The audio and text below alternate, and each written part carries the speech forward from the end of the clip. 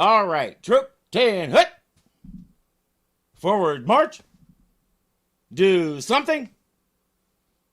Welcome to Fort Irving.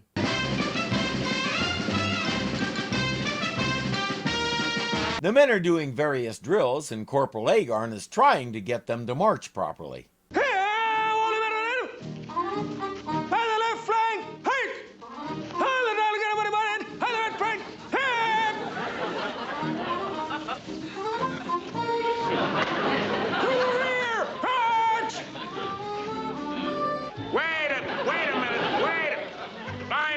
Start again. Amazing how well they understand orders when they're in English.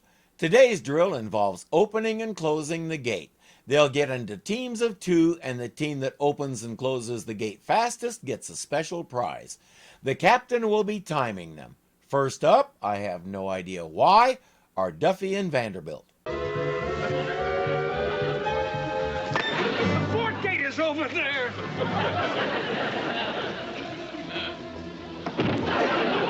Question, why wasn't Duffy leading him in the first place? You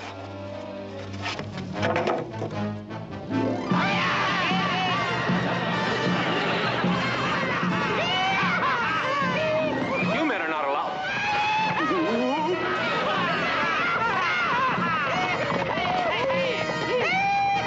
Put those guys in charge of the gate. They're really fast. O'Rourke figures those guys took the captain to hold him for ransom, and they have enough of a head start that there's no way to catch up and find out where they went. All they can do is wait to hear from the kidnappers. Come in. Hi, fellas. Where's your handsome commanding officer? I just kind of go get an answer. I said, where's your handsome commanding officer? Janie, I'm afraid we got some kind of bad news. About Wilton? Sit down, would you, Janie? Jane is just sure he's run off with another woman. Where he'd find one seems like a fair question. They explain the situation. Nobody knows who these two guys are or what they might want, so it's time to get help. If me, Chief, me say they sound like Loco Brothers. But you not, Chief, so stop guessing. Me say they sound like the Loco Brothers. Who were the Loco Brothers? 2 big Loco Indians. Are they cowies? Bite your tongue, they renegades. If you remember the first season, you recall that we had a hard time finding a decent sidekick for Wild Eagle. I think we went through 3 or 4 by the end of the season. I'm glad we settled on Crazy Cat. He is the perfect combination of fawning, toady, and ambitious underling. You, Chief, what you say go, but if me, Chief... Most of the other guys we tried in season 1 didn't really have anything that made them stand out. Even Edward Everett Horton felt like a placeholder as much as anything else. Actor Don Diamond brought Crazy Cat to life. His expressions sell the character as much as his lines do. He did tons of TV stuff, but this is probably the role he's best known for. I could live with that. If me, Chief, me say Loco Brothers are rotten apples. It take one to know one. Yet, Wild Eagle keeps him around. I think we know who's the brains of that duo. The question is, why did they take the captain? Maybe they're lonesome and they just want somebody to talk to. Would they hurt him? Well, if me, Chief... You give me if me, Chief, one more time, and you wind up with 60-second scalp treatment. This isn't getting us any answers, though it is making us laugh. Let's peek in on the Loco Brothers and their captive. They're in a cave somewhere. Gentlemen, as a captain in the United States Army, I demand that you release me immediately. Nice to hear sound of different voice. True. True. Me like him. Me too. Well, thank you very much, but that doesn't give you the right to run away with me without my permission. You could be arrested for stealing government property. What's your name, Paleface? Captain Wilton Parmenter. Pretty name. True? True. The whole true thing is a running gag, but it's not an obnoxious one. In keeping with what we've seen in this show, it's used just enough. The quality of writing in this show stayed excellent through the entire run. How many multiple season shows can you say that about? Us Loco Brothers. Very happy to meet you, Mr. Local. Now, if you'll excuse me, I have to be getting back to the fort. So soon? You just get here. And we want to make friends with you because we renegades, and all we have is enemies. True? True. Us hungry for friends. What do you know? Wild Eagle was right. They're lonesome and want somebody to talk to. Maybe Captain Parmenter can teach them some more diplomatic ways to communicate that. He says, "Tell you what, if you let me go, I'll make sure invited to our next picnic." They have no idea what a picnic is, so he explains about food and games. They say, "We have all that right here." They'll untie his feet and show him their favorite game. You ever hear of a game called catch? Oh, certainly. It's played with a ball. We play with rock. Catch. Catch. Maybe you should put a height restriction on that ride. At Jane's insistence, O'Rourke has put a search party together. Agarn is doing the tracking, and he's hit on 2 very distinctive sets of hoof prints.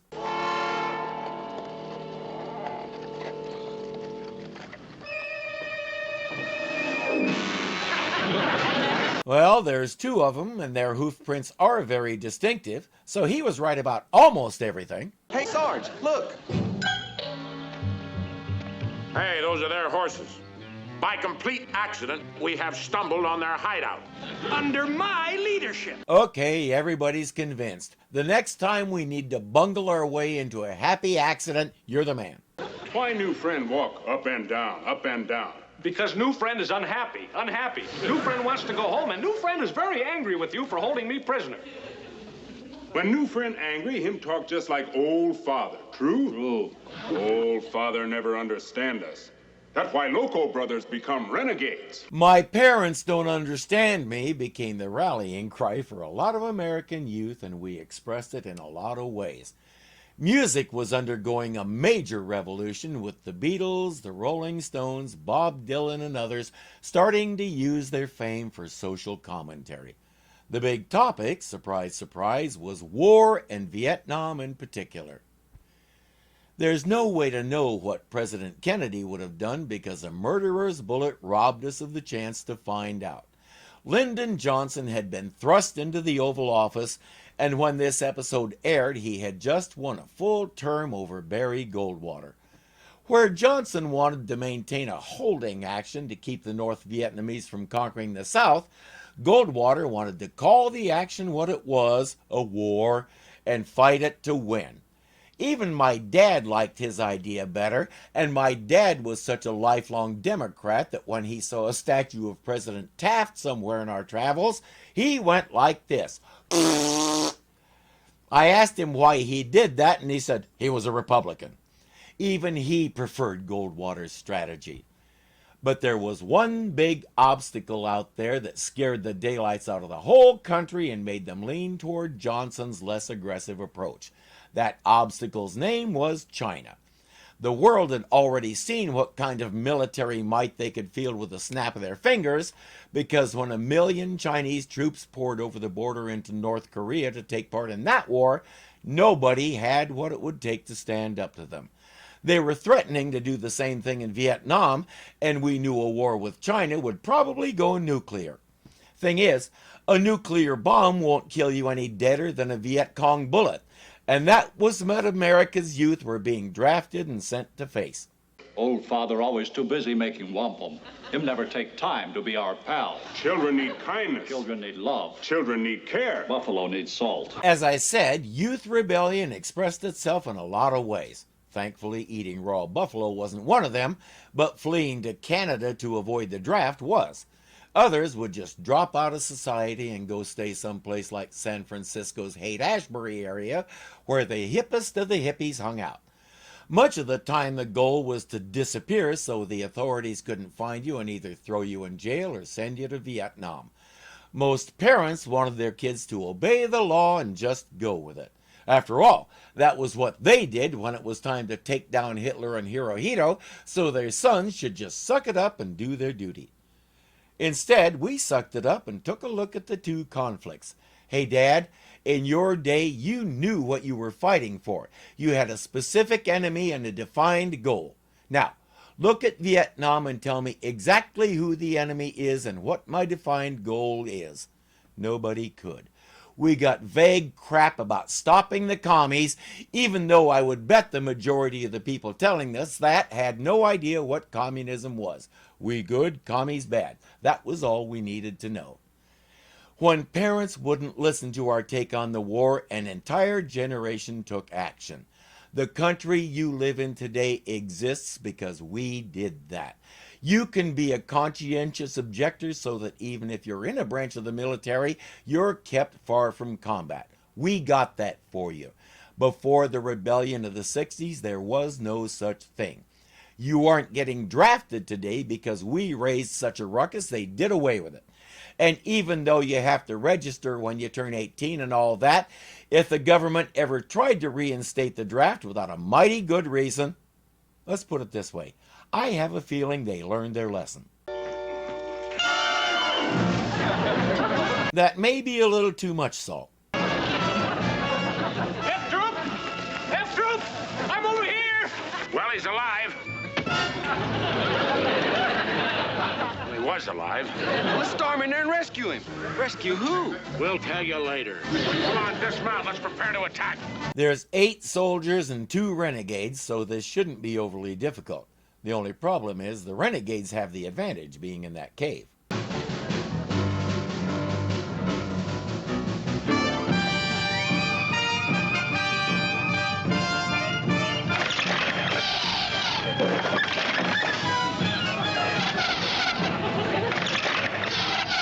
Plus they have those. Once they fire all of them, the boys should be able to just waltz in and capture them, because I have a feeling it takes half a day to reload one. Where am I? You right here. You're right here with Loco Brothers. True. Where am I? You right here. I mean, how can you argue with that? In spite of herself, Jane had to ride out and see if they found Wilton. O'Rourke says she may be the key to resolving this. A little preparation and she's ready for her part in the great Wilton rescue. Is that fast enough for you? All right, knock it off. This is official business. What do I do? Oh, well, now you see, you walk by the cave over there. Kind of, bouncy. Basically, go waggle your assets at them and lure them out of the cave. Yoo-hoo! Loco Brothers! Yoo-hoo! Loco Brothers! Yoo-hoo! Loco Brothers! Yoo-hoo! Loco Brothers!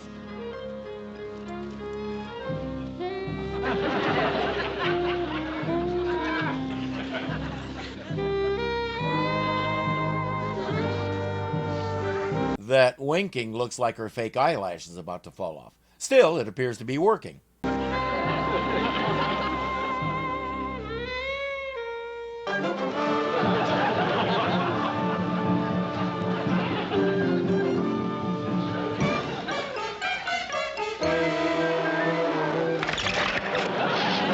Or not. O'Rourke reasons that they weren't interested in Jane because she's white. They'd prefer a nice Indian maiden, and he just happens to have one. Well, I see we got people who want a belt and a mount. So listen, isn't that dress just a little tight? Well, some places it's too tight, and in some places it's too loose. Wrangler, one girl to another, how does he look in it? I think he looks just lovely. Good. I don't know about the dress, but Agarn's uniform never looked so good. The Loco Brothers are playing a board game with the captain. Yippee, me win again. Unfortunately, the captain is the board. You! Loco Brothers! It better work. Loco Brothers! Look who's here for you! Why don't you big, strong Indians come over here and give a shy Indian maiden some loving and some kissing? Watch this! This they like.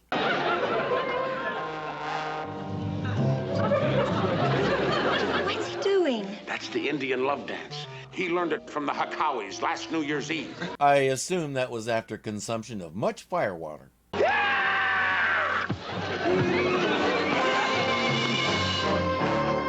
right. F-Troop, charge!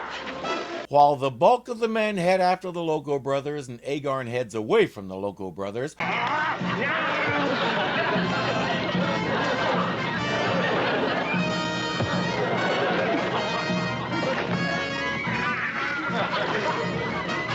O'Rourke and Jane sneak into the cave and rescue the captain.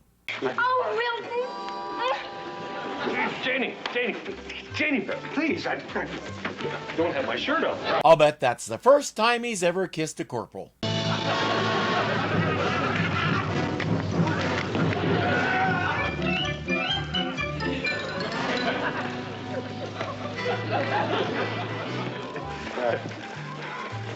Corporal Agon, what are you doing in Jane's dress? If F Troop hadn't shown up, I think he would have been getting married in it. Corporal Agarn and I would just like to say that we think it was a very noble gesture for you to get the Hakawis to let the Loco Brothers live with them, sir. Oh, thank you.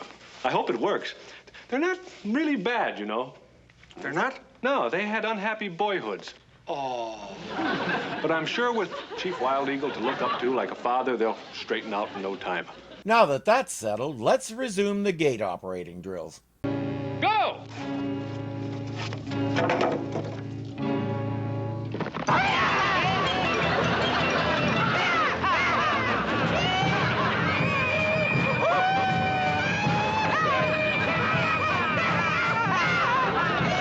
Somebody tell Wild Eagle this may take a little more effort than he thought. If you're enjoying this, be sure to click the thumbs up button to show you like it.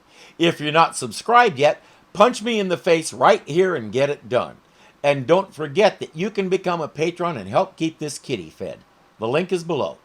Until next time, how many multiple seasons... Good grief.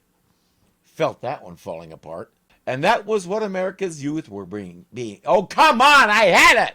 Were being drafted and sent to face. Man, how do I always manage to blow it so close to the end?